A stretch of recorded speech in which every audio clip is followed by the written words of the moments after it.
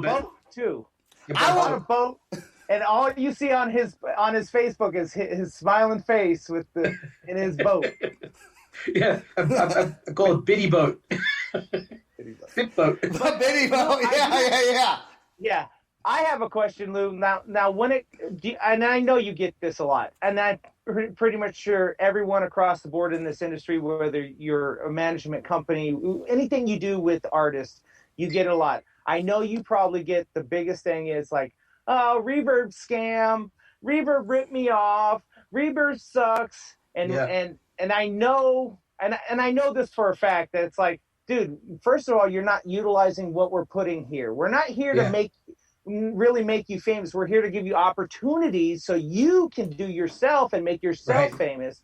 Much like when I get with a band, the first question, what can you do for me? Well, what can you do for yourself that I can help sell and help manage?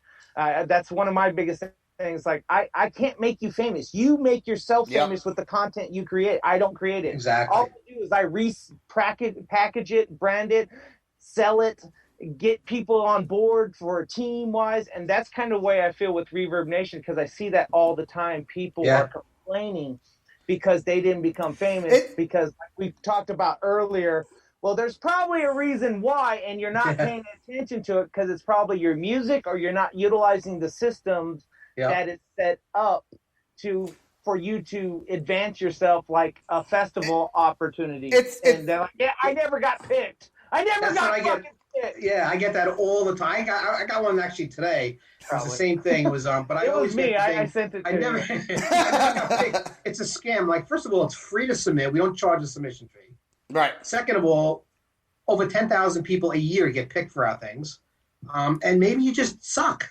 You know, I mean, what do you want me? I don't know. I mean, sometimes it's timing. Maybe they didn't need a punk rock band for their metal show at this time. Maybe somebody was just one slot better than you. Whatever. Can't pick everyone. I mean, there's 5 million bands. It's not Reverb Nation's fault if your band is not getting known or picked for anything on your platform. It's not your fault. Right. But every band thinks they're the best band out of Dodge. Every band thinks. Yeah, they do have to. Otherwise, they wouldn't want to do it, right? If you thought your band sucked, you'd find a new band. But the fact of the matter is, you got 5 million bands on there. Probably more of a larger percentage of them aren't as great. There's probably a very small percentage that are really good. Yeah, and there's only a few thousand that actually submit to these things. Like, just because we have 5 million bands, there's only we just launched Summerfest. We got 15 slots at Summerfest this year. Right. Every year they give us 15 slots, and there's only going to be but there's be like 4,000 or 5,000 bands will submit to it, not 5 million. Yeah. But you got to be really good. The talent body is going to go through it. They don't want to put some schlocky band on their stage in front of, Blake Shelton or whoever else they got playing this year. I mean, I guess some bands are better than Blake Shelton, but yeah. Yeah, good example. I'm hearing some hate against Blake Shelton. No. In Texoma, you and Gwen, he's not saying anything bad. Matter of fact, he'd love to come out to Oklahoma and hang out with you guys. I don't think Blake Shelton's listening to this podcast right now. I really doubt he's listening. He could be listening. We are trying to get some more country acts, by the way. We are. So, we are. If you're in the country music, we want all genres of music on this because I listen to country. So, speaking of country acts on Reverb Nation, you have all genres, right? Yeah. Anything. Which genre do you think? Because you guys probably started off, I think it's more of a rock and roll for me, because I'm a rock and roll type of dude. I would say it's probably more used in the rock industry, but has that changed to like kind of all genres and like a lot of all genres? Yeah, it used to be, I was going to say it was probably like, I'm going to say like 60, 65%, maybe even 70% rock at one point, the first few years. But now it's, I think it's more than 50% hip hop. It's pretty much exactly the way it really is in real life. Okay, yeah. Everyone's jumping on that. Rock is like. Is rock going downhill? No, it's not. Oh, man, it's all, it's just. What?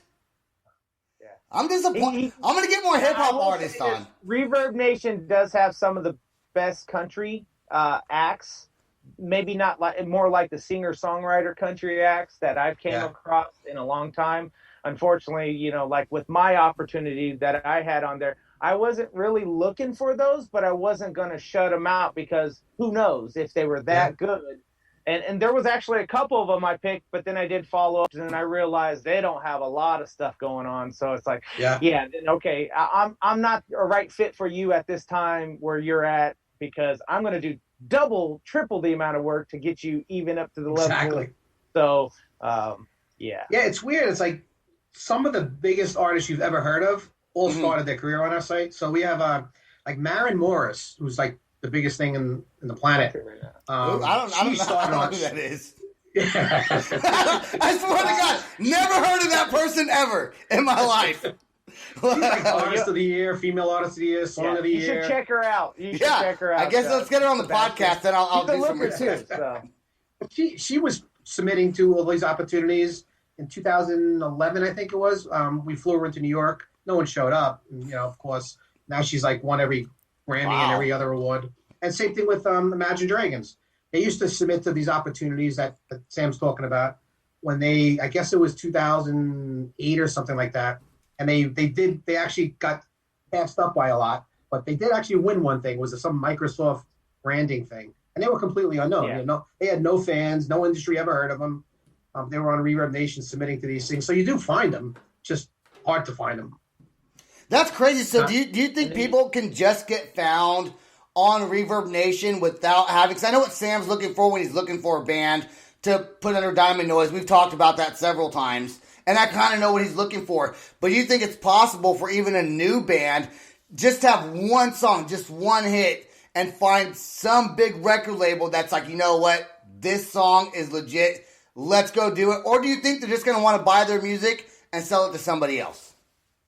I think they're found. I know we had, as of last year, we had 42 bands that were signed in the last 2 years from the record labels that use us. We have like 25 to 30 labels, and a couple of management companies are in there. In that 28, I think it's 28. We do A&R for, and 42 bands were signed in the last 2 years. Mostly little labels. I mean, you've heard of a bunch of them that probably do, like Tender Loving and Cloud Kids. So they're not like unknown. They're not like my label. I have my own label. I started. It's not like me, my one room. They are really legitimate labels. They're signing bands all the time. Manic Cat, I think, just signed 3 opportunities in a row. He signed bands with us. So they get found. After that, who knows what happens? Yeah, pop punks. All right, I want to go play our first song right now. This band is called Ghost Town Rebellion. They're signed to Gateway Records, or at least they were at one point. I think they still are. This song is called You. It's a new song they just came out with. They were in, I had a battle of the bands. This song was played on that, and I said, you know what, Lou from Reverb Nation is going to be on, and I was like, who am I going to play? And their name like popped into my head, so I want to jam this song right now. Here we go with the Ghost Town Rebellion and the song You.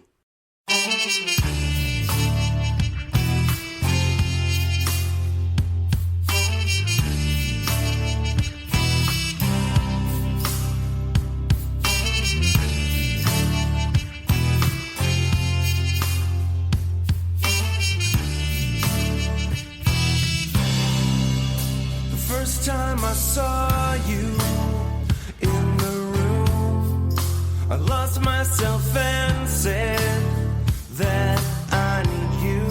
We'll take our time, get it right, and I'll remember this night for the rest of my life.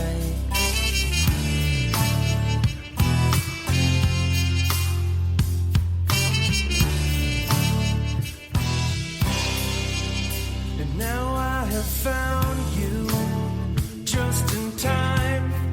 We've shared so much bad luck that we'll leave behind. And I'll take you if you'll have me. Together we'll make our lives as it's meant to be. And I saw you, the one for me.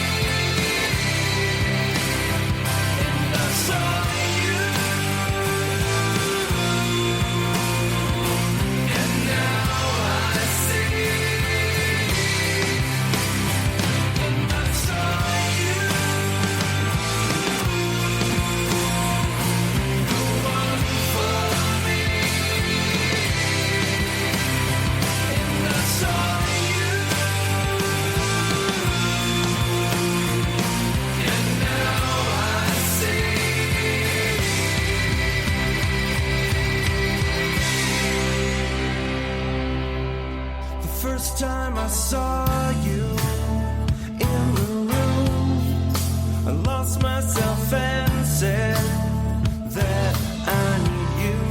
We'll take our time to get it right, and I'll remember this night for the rest of my life.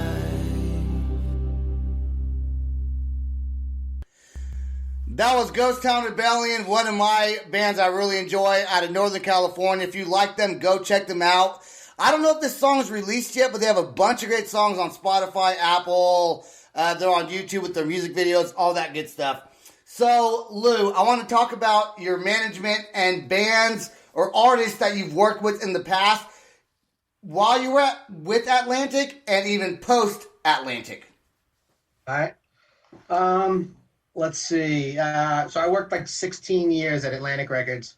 Worked with everyone from Hootie and the Blowfish to Jewel, back in the day, all those bands. I was actually George Carlin, the comedian. It's actually his product manager. Cool. So he would call me every Wednesday, and we chat every Wednesday, which is kind of cool. Yeah, that was a blast. Trans-Siberian Orchestra, Kid Rock, Simple Plan, Authority Zero. I have yet to see a Trans-Siberian Orchestra show. They're always sold out every time. No matter where I go, the wife is like, I got to watch that for Christmas. I was like, that's probably the worst time to try to get a ticket. It is the worst time. It's Christmas is the worst only time. but so, honey, if you're listening, I'm sorry. It's never going to probably happen. Yeah, it's there. I mean, it's the best show you'll ever see. Even if you don't like that kind of music, it's just the light show and the dynamite and everything else going on is insane. So when much more than Kiss. She has every CD except for this year. There wasn't a new CD, so I gave her. Now that's what I call Christmas, whatever, country edition. So there you go. Everyone likes country now. Country's kind of the country. Well, they said everyone liked hip hop. Now everyone likes country all of a sudden. Well, is it country or is it like a country hip hop mix? That's like the thing. I got a question. So when you were with Atlantic Records, when you guys were signing the bands onto the record label, right? Because was there a final say so, or was that kind of under you that someone else could just kind of agree and you just went with the flow, or were you like, did you ever no, we're not doing that, man. I was the head of artist development and marketing for I guess the last 4 years at Lava, which is part of Atlantic. And so I didn't really do anything with the signing. I didn't sign any bands. So they would sign bands, A&R team would sign the band, and they'd say, all right, here's what we're putting out. And a lot of times I would be like, oh, really? How did we sign this shit for? I mean, it's maybe I'm biased. I hear, so many unsigned bands every single day. And so many of them, and I'm not exaggerating. There's a couple a week that are better than anything I hear on the radio. Right. But in the old days, record labels would just shove 200 songs down your throat a year, and that's the only way to listen to music back then. We didn't have the internet. Yeah, but was there ever a band that you thought were like, no? Did you guys